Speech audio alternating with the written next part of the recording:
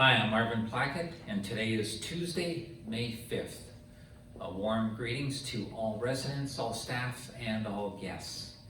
Once again, we have no more confirmed COVID-19 cases with our residents or our staff. You will recall that last week, a week ago, we had our first confirmed case with a staff member, and that person is recovering. They will not be returning until they are COVID-free. So very pleased that we have no new cases. Now more than ever, as you know, it's really important that we live by the rules that we have put in place. And I'm going to just briefly talk about one in particular. The most important, perhaps, is social distancing. That's really big, to stay a minimum of 6 feet apart. And closely connected with that is the issue of wearing masks. And I was asked to specifically comment on the wearing of masks. And in fact, let me get my prop.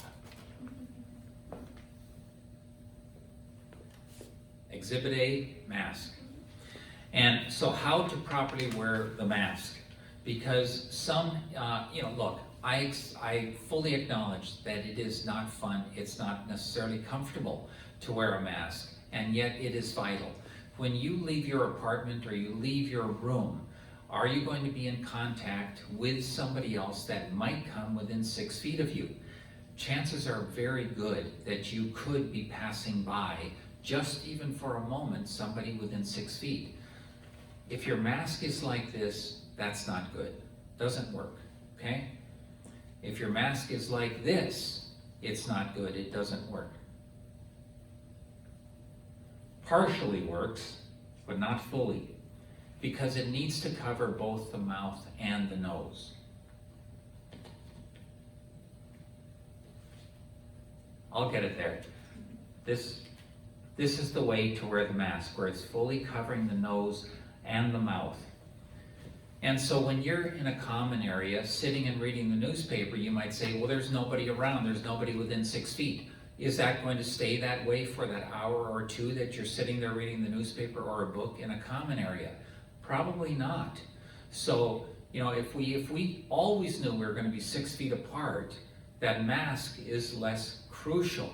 But chances are that we are going to be, somebody's going to come by and we are going to be within 6 feet. And it's really important then that everybody's wearing that mask at that time, not just one of the two, or one of the 5, or one of the 10, or 4 of the 5.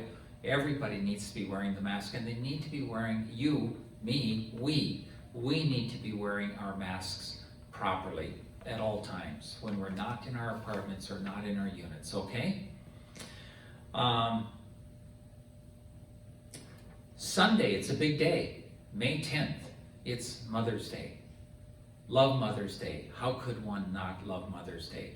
And just like at Easter, of course, we still have to celebrate it ourselves. We have to celebrate it in the way that Governor Walz has described, has put in place the law, the stay-at-home order, which remains in place through May 18th. We'll see when May 18th comes whether or not there's changes. But until May 18th, at minimum, it's the stay-at-home order. That means that for Mother's Day, we can't get together for large social gatherings. So what's wonderful, of course, and I tell my children this, I remind them because they still need reminders. They're all adults, but they still need reminders. Their mother, my wife, loves a card. And even better, they don't even have to spend the $5 for the card. They could write a letter. They could just handwrite a note, a letter, and send that, and they can put in that call on Sunday, or they can FaceTime on Sunday, and my wife absolutely loves that. So it can be very inexpensive, it can be free, but it takes thought, and it also requires this year, this time, this Sunday, it requires the discipline, right? And the limited pain of saying, I'm not going to get together with my relatives. As much as I'd love to, I can't, because it is not the socially responsible thing to do. And of course, we especially do not want to be risking our relatives, our loved ones' lives, or your lives with potentially exposing one another. Social distancing really matters. It works. So we have to live by that. Even on such a special day as Mother's Day, we have to find other ways to celebrate it and have a great time in a different way.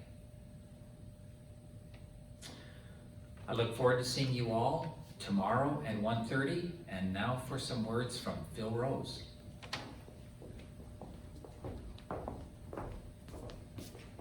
As Marvin said, I'm Phil Rose. I'm the Director of Spiritual Life here at Episcopal Homes. And while I was sitting here listening to Marvin, I saw a drink cart go by. I really did. Because today is Cinco de Mayo, and it looks like Activities is having virgin margaritas in the, they're headed to Sister Annette right now to have that. So I wish you a happy Cinco de Mayo. My son is fluent in Spanish, and he really reminds me to stay in my lane. So I think the only words I'm allowed to say are Cinco de Mayo and margarita. That's it. Those are the only ones I can say.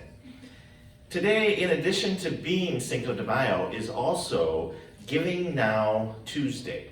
So hashtag Giving Tuesday Now started this year. Giving Tuesday is the Tuesday after Black Friday. This started a few years back. I think now you have Black Friday the day after Thanksgiving. You have small business merchants on Saturday. On Monday it is shop at home via the web. And on Tuesday is Giving Tuesday. And in the midst of the COVID crisis, the group that organizes this has started hashtag Giving Tuesday Now. And it's a global day of giving and unity that will take place today.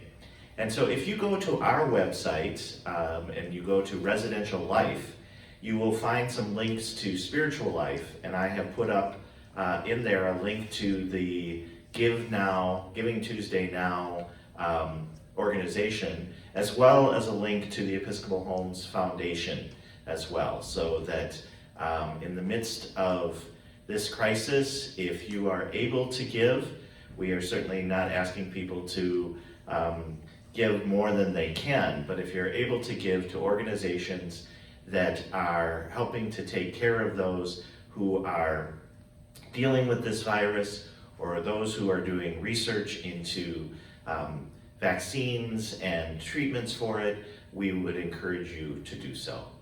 So I will be back at 3:30 for Good Afternoon with Spiritual Life. Until then, be well.